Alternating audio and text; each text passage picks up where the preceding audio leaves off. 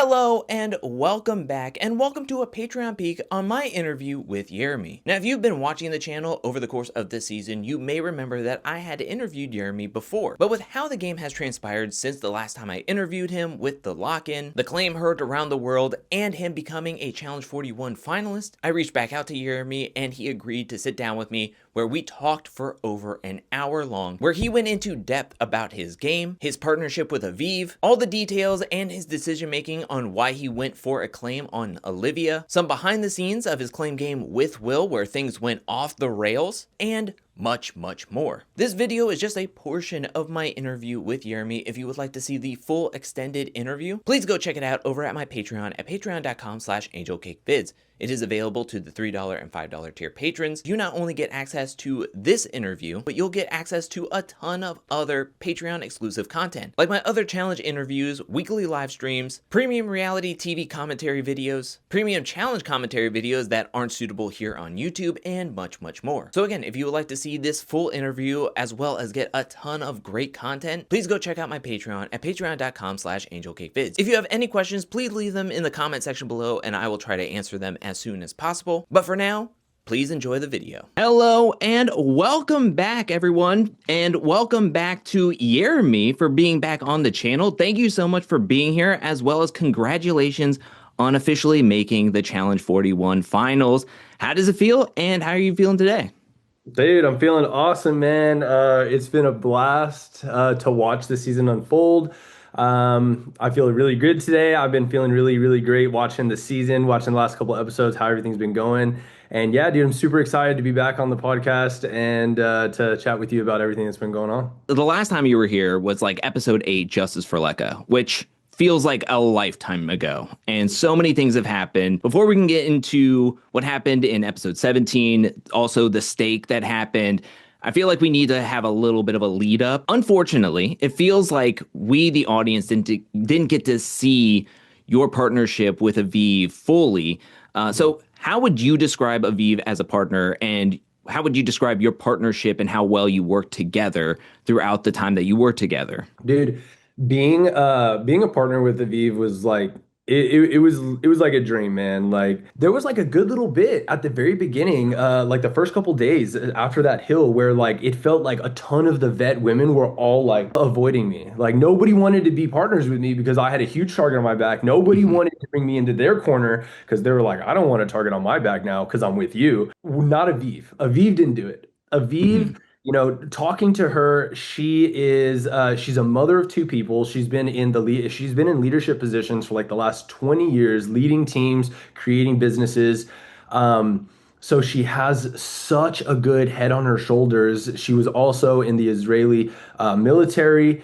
So she also has that military background. And I remember when I was talking to her, she had the same mentality that I had, that was like, I don't care who's with me when we get to the final, I just want to get to the final, right? We both had a certain level of self-confidence in ourselves that we could get there and fight no matter who we fight, we feel like we have great chances of winning.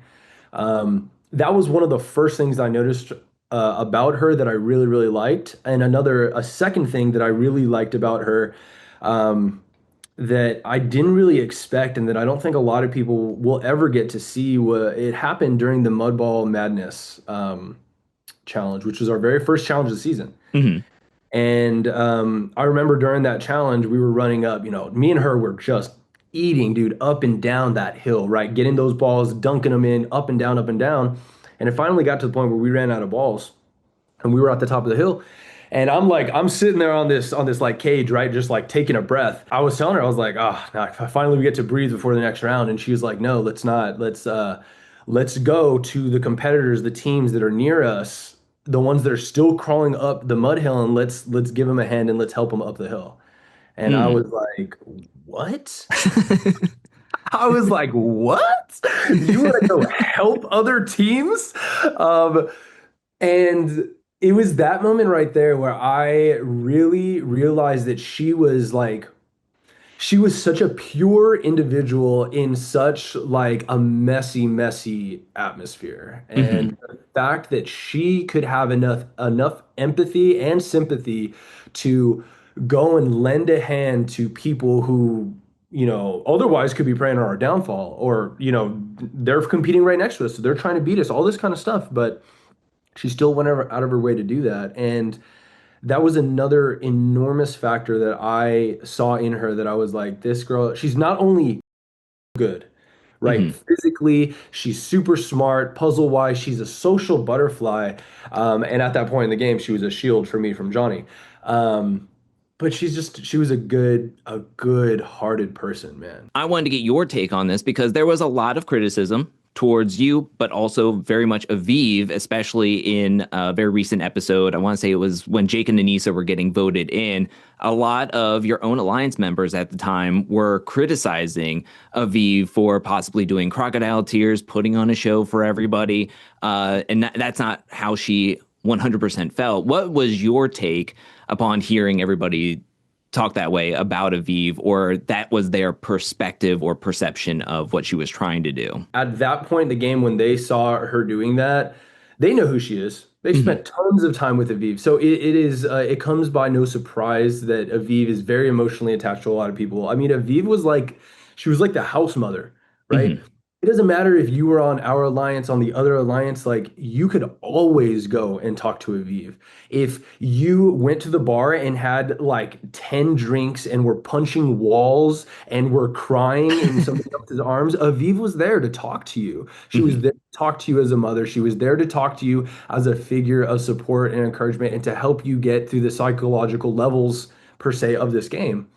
And when that happened to Anissa, of course, Aviv didn't want to do it, right? Hmm. There becomes a time in this game where you do have to do hard things to the people that you like, right? And Anissa was one of those people, but Aviv knew the entire time, like, look, you're not working with us, and at some point in time, this is going to come. Yeah. And it was this time, and Aviv and I, we still voted that way.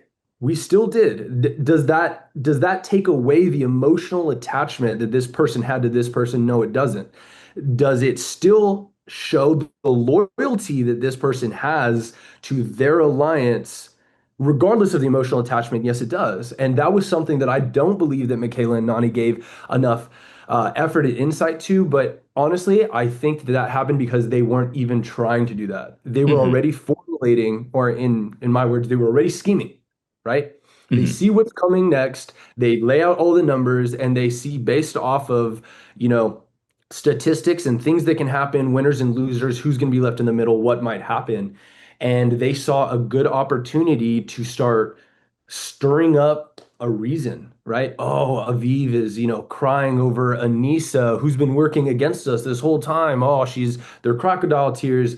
She's being snaky or betraying us or something like that, when she has done nothing but be loyal and display loyal actions all the way up until this time.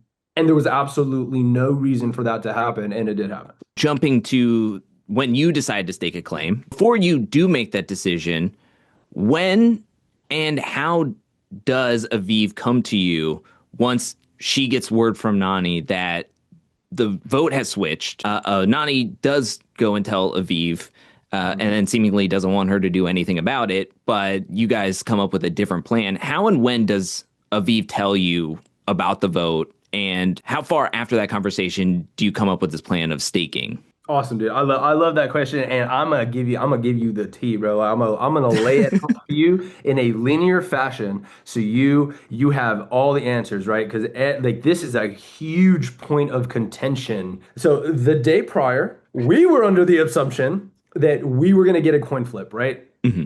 And that was enough for me, bro. At this point in the game, man, like, y'all see Nani crashing out, bro. Like, I'm crashing out too, dude. Just like in the shower, you know what I mean? Just crying by myself in the shower, and it's hard. Hmm. And the psychological toll that this game is taking on me at this point is a lot, right? And then the actual challenge itself is amping up. Challenges are becoming more frequent, right? Your recovery time is getting less and less, so your body is really feeling the wear and tear of that, right? And I was feeling that. So I was okay taking a 50-50 coin flip, right, on our fate, because I wanted to be with Aviv. Hmm. And I wake up in the morning, woken by Aviv, right? I don't know what time it is, bro. It's like, I don't know, 10 a.m. or something like that, right? I'm a bear. I just sleep in.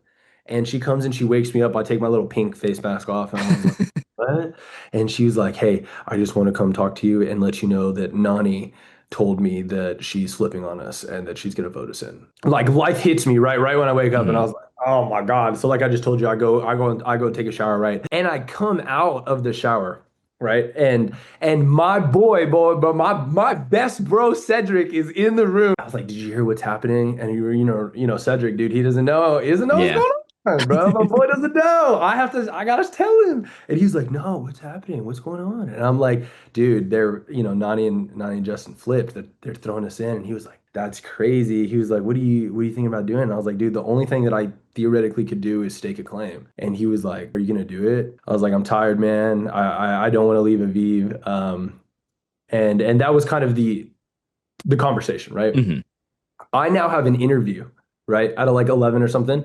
So I leave to the hotel to go do my interview. And while I'm at the hotel, I run into Sydney in the lobby, right?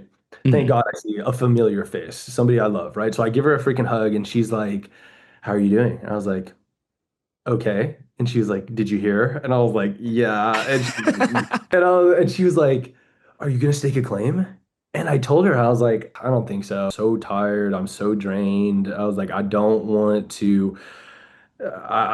Aviv to feel like I'm betraying her or I'm Mhm. being disloyal to her or anything like that." And as I was telling her this, you know, Sydney pretty much she doesn't grab me by my by my collar, right? But I'm gonna get extravagant with it, so at least it feels like that, right? So but she like grabs me by the collar, right? And she's like, "You need to run up that mountain, Yeremi. You need to do this. You need to do this for your mom. You need to do this for you. You need to do this for me." I was like, "You're right." And she gave me perspective. And she gave me perspective and she reminded me of my why. And not only my why being my mother, and how hard I'm fighting to be here for her, and that I could not live with myself if I came home from this game and if she asked me, like, did you try your best? Did you do Mhm. everything that you could have done? And if I didn't stake that claim, I could not look her in the eyes and tell her I did everything that I could. I couldn't do it to myself. Like I knew that I wasn't doing my best. I come back to the house and I go find Aviv and we go and we lay outside on a day bed, which I believe you guys saw, and it was me and her and Sydney and Turbo. We were all just talking about the situation, right? Because like Mhm. we're the only allies that we have left in this game, right? Yeah. Uh, and we're just talking about it and like Sydney and Turbo are telling us about elimination, like God, I can't believe Nani's switching, all this kind of stuff. And then I pull Aviv into the pool room and I end up having that conversation with her, which is what you guys saw, which I pretty much told her like, "Hey, I just want you to know that I want you to know first and foremost that I love you and that I thank you so much for riding with me as much as you did this entire time. And I in no way want this to come across to you like I'm being disloyal, like I don't love you and I don't want to be with you." Um, but I told her I was like, "I'm thinking of staking a claim." And immediately she reacted really, really well to it. And she was Mhm. like, "Oh, please, please do it." She was like, this is all we've got, all we have, right? She Mhm. was like, "This is all we can do."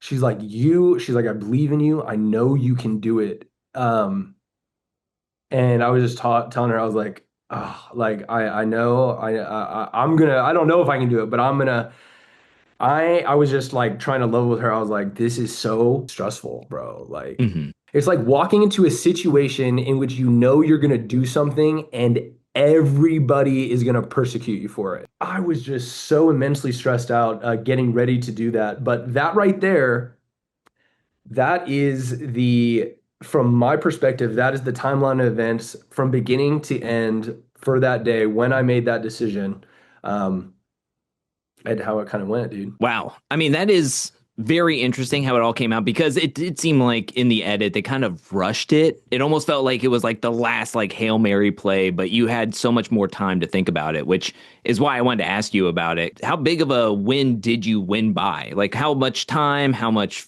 distance did you win over Will? I'd love to tell you about that part because there's a lot they left out that I will tell you about it. And you're probably going to be the first person that's going to get it.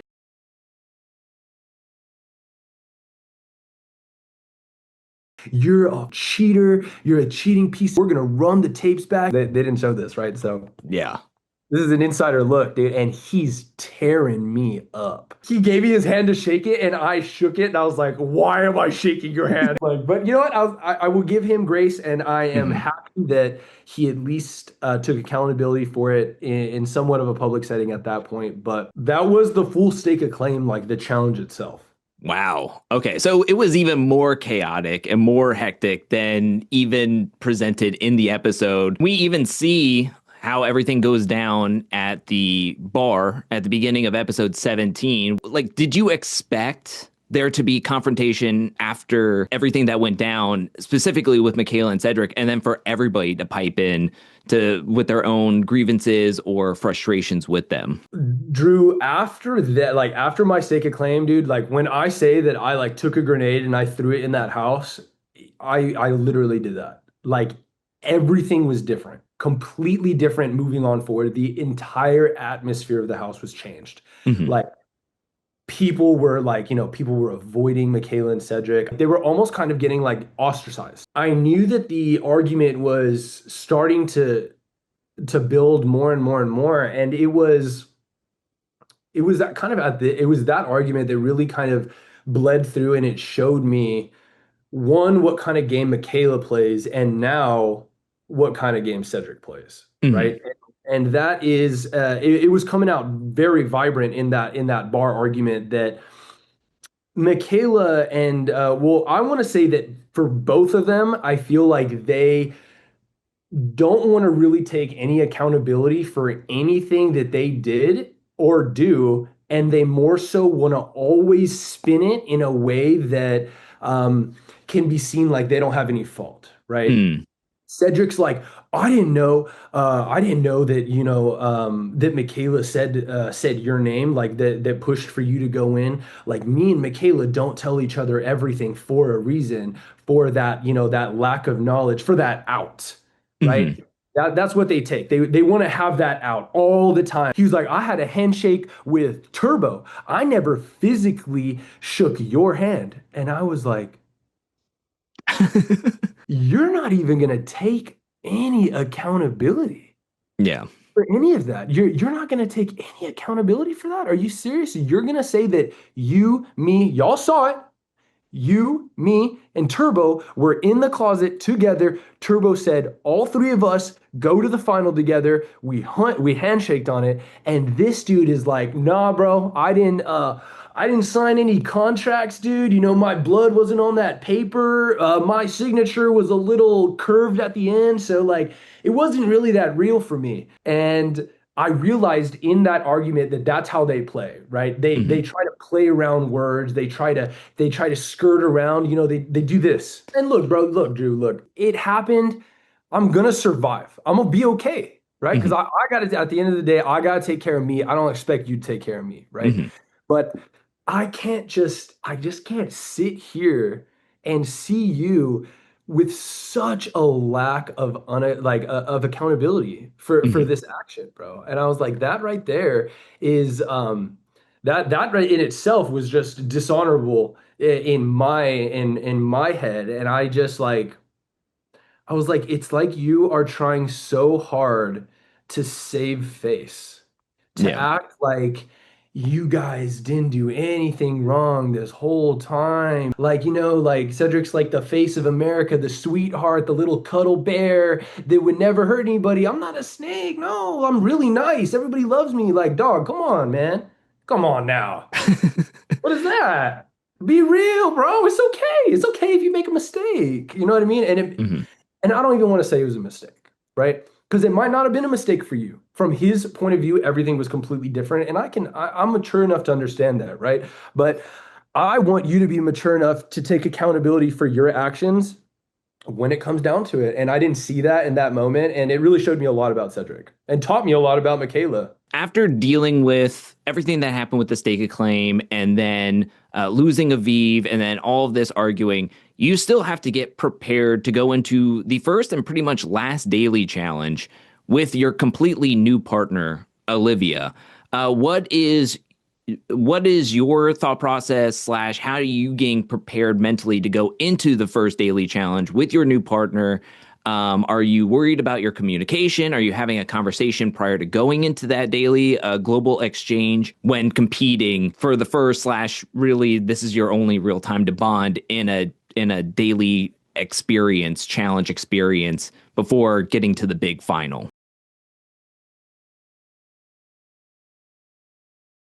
The key thing at the end of the episode is TJ looking up at the four teams remaining, which you are a part of those four teams, and he says, "Congratulations, all of you have made my final." What are you feeling in that moment, having gone through this entire season? This is your rookie season, and TJ saying those words of "You have made my final."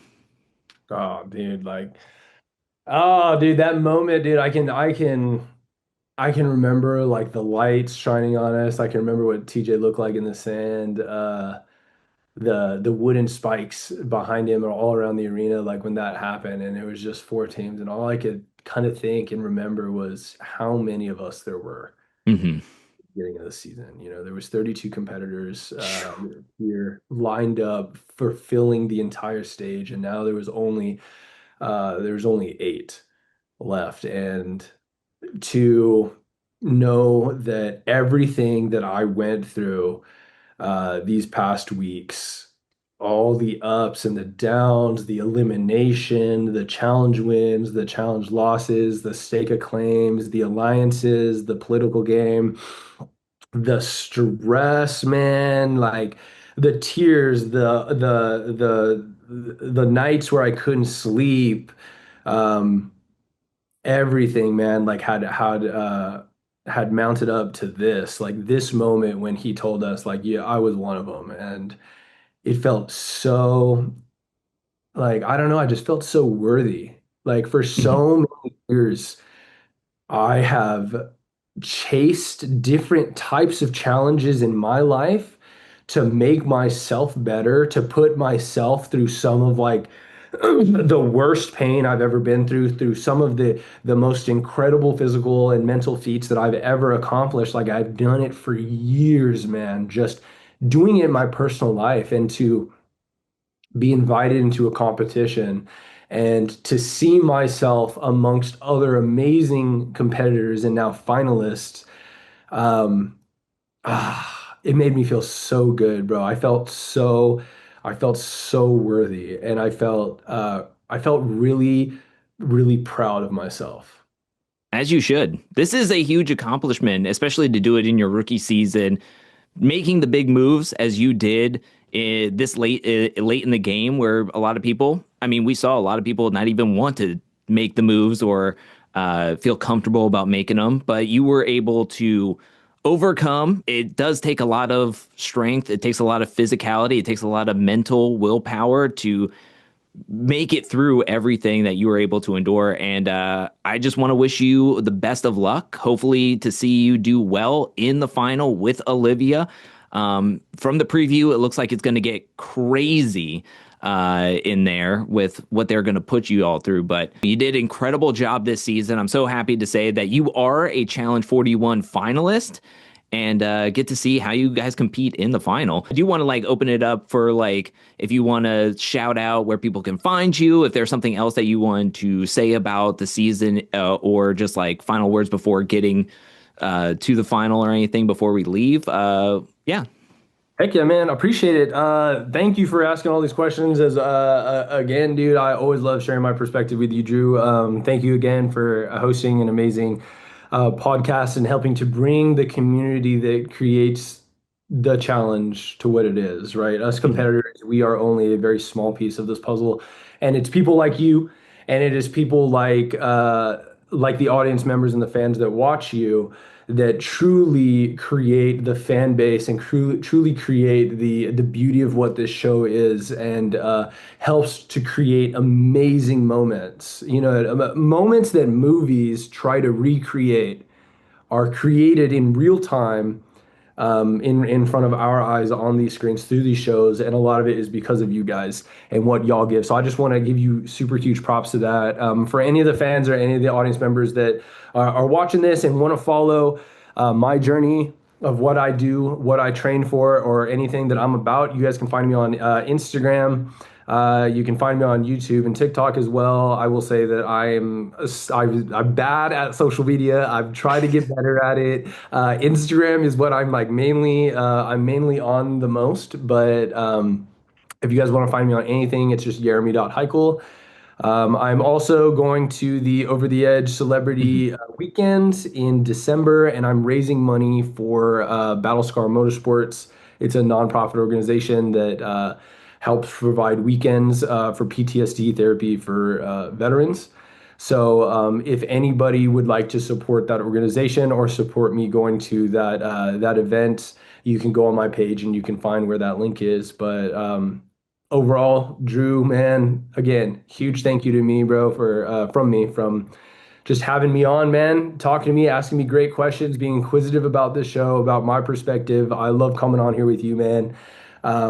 Thank you for watching and supporting the show, supporting me, and I really hope that you guys like, the final and like what you guys see. It's one for history too, man. It's crazy. And before we go, I just want to give a special shout out thank you to everyone who supports me over at patreon.com/angelcakevids. Thank you for your support. Thank you for your generosity. Thank you, thank you, thank you. And thank you to everyone who's watching this video up to this point. I'll be back really, really soon with more Challenge 41 content, more challenge content, more content in general. But until then, peace.